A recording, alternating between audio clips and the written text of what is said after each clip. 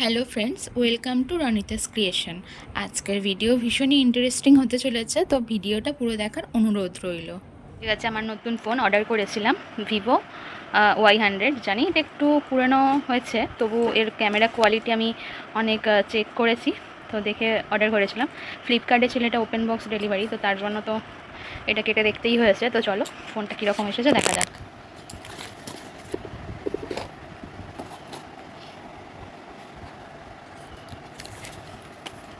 এই হলো ফোন, বক্সে আর কী আছে দেখি।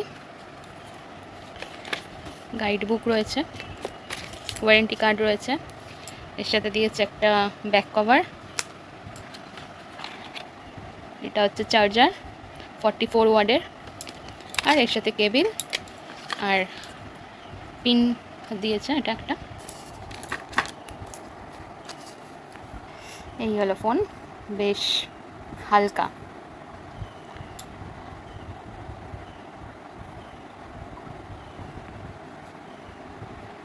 ক্যামেরা কোয়ালিটি আগে যেটার জন্য ফোন মেন কিনেছি, অ্যাকচুয়ালি আমার মায়ের ফোন খারাপ হয়ে গেছে, তো আমি এখন যেটা স্যামসাংয়ের ফোন ইউজ করি সেটা মাকে দিয়ে দেব, আর এই ফোনটা আমি ইউজ করব।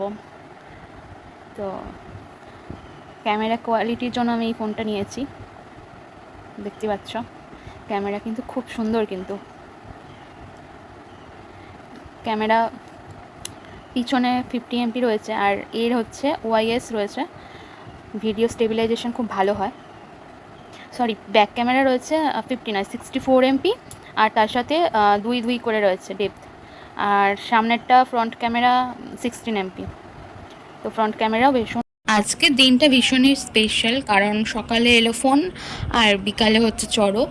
তো এটা আমাদের জয়নগর মজিলপুরের ভীষণ ঐতিহ্যবাহী একটা চড়ক, আর এই গোটা জয়নগর মজিলপুরের মধ্যেই একমাত্র আমাদের এই বাড়ির সামনে চড়ক মাঠে যে চড়ক গাছ রয়েছে বা চড়ক যেটা হয় সেটা হয়, আর কোথাও হয় না।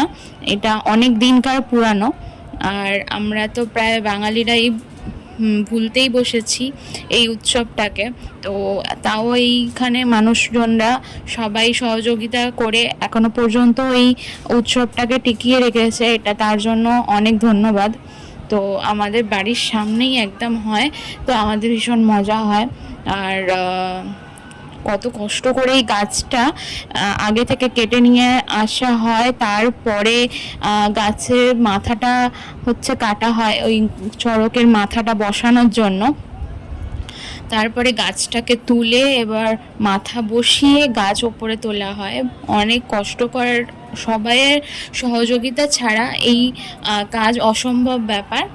আর হচ্ছে কি যে এটা আমি বিয়ের পর থেকে দেখে আসছি, খুব ভালো লাগে আমার। এই 4 মাথার চড়ক কিন্তু আমি এইখানে এসেই দেখেছি, আমি হাওড়াতে কোথাও দেখিনি। তো আমার মামার বাড়ির ওখানে হতো, সেটা শুধু ঝাঁপ হয়, আমাদের এখানে ঝাঁপও হয় চড়কও হয়। দেখো আস্তে আস্তে গাছ সবাই মিলে টেনে টেনে টেনে টেনে ওপর দিকে তুলে দিচ্ছে, প্রায় হয়ে উঠে গেছে, আর একবার টানলেই গাছ সোজা হয়ে যাবে। আর এই দড়ি বাঁধা হচ্ছে, এই দড়ির ওপরে বস্তা ফেলা হবে, তার ওপরে বঁটি থাকে, বঁটির ওপরে হচ্ছে সন্ন্যাসীরা ওপর থেকে ঝাঁপ দেয়। তো এই দেখো চড়ক গাছ একদম উঠে রেডি হয়ে গেছে। ফাইনালি চড়ক গাছ ওপরে উঠে গেছে অনেক কষ্টে। এবছরে গাছটা কিন্তু অনেক বড় হয়েছে, তাই না? গাছ ওঠার পর সন্ন্যাসীরা সবাই স্নান করতে গেল।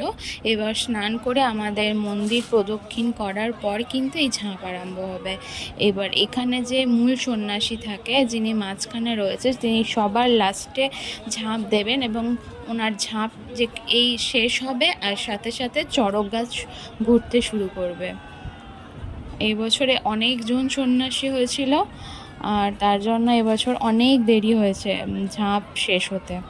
তারপরে ছিল আমাদের বিচিত্রা অনুষ্ঠান, সারা রাতের প্রোগ্রাম, বেশ আনন্দ করেই কাটলো। জয়ন্ত ঝাঁপ দিচ্ছে, এটা আমাদের একটা বন্ধু হয়, সেও সন্ন্যাসী হয়েছিল, একটা বাচ্চা ছেলেও হয়েছে, সেও কি সুন্দর ঝাঁপ দিল। আর এই দড়ি বেয়ে ওপরে উঠে যাচ্ছে, এরপরে নিচে সবাই থাকে, সেটা এই চড়ক গাছটা ঘোরায়।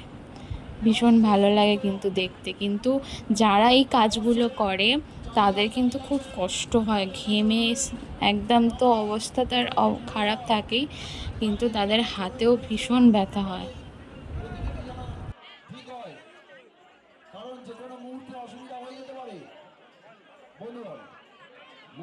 তোমরা কারা কারা কোথা থেকে আমার এই ভিডিওটা দেখছো অবশ্যই কিন্তু কমেন্ট করো।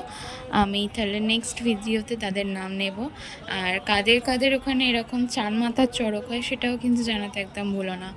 এ দেখো নিচে কতজন মানুষ রয়েছে এই গাছটা ঘোরানোর জন্য। আর যারা মিডিলে রয়েছে একদম ভাই ঘোরাচ্ছে, তো ওদের ওপরেই পুরো প্রেশারটা রয়েছে হাতের ওপরে, তবেই ওপরে চড়কটা ঘুরছে।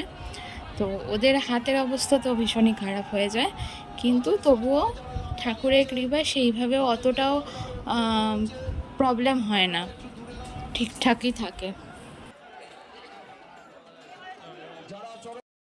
চড়ক দেখা শেষ হওয়ার পরেই গিয়েছিলাম মেলাতে। তো মেলাতে জিলিপি ভাজা হচ্ছে, আর জিলিপি খাবো না সেটা তো হয় না, তাহলে তো মেলাটা সম্পূর্ণই হয় না। তো আমাদের এই রাস্তাটা এত সুন্দরভাবে সাজিয়েছে, আর দুধারে মেলা। আমি যদিও অনেকটা রাত্রে গেছি, অনেক ভিড় কমে গেছিলো, তার আগে এতটাই ভিড় ছিল যে ভিডিও করার মতো পরিস্থিতি ছিল না। আর তার জন্য পরে বাড়ি থেকে একটু রেস্ট নিয়ে তারপর আবার মেলাতে গিয়েছিলাম ঘুরতে। আর গিয়ে খেলাম একটা এগরোল, আর তার সাথে জিলিপি নেওয়া হয়েছিল। তারপরে তো ফাংশন দেখছিলাম।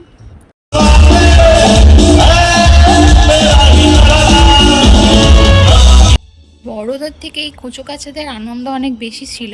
ওরা 1 সেকেন্ডের জন্য দাঁড়াচ্ছিল না, প্রচণ্ড জোরে জোরে নাচ করছিল। আর আজকে পয়লা বৈশাখের দিন যেহেতু ভাইয়ের জন্মদিন, তো তার জন্য রাত্রির 12টার সময় আবার কেক কাটা হলো, এবং কেক কাটিং পর্বের পর আবার আমরা গিয়েছিলাম গান শুনতে।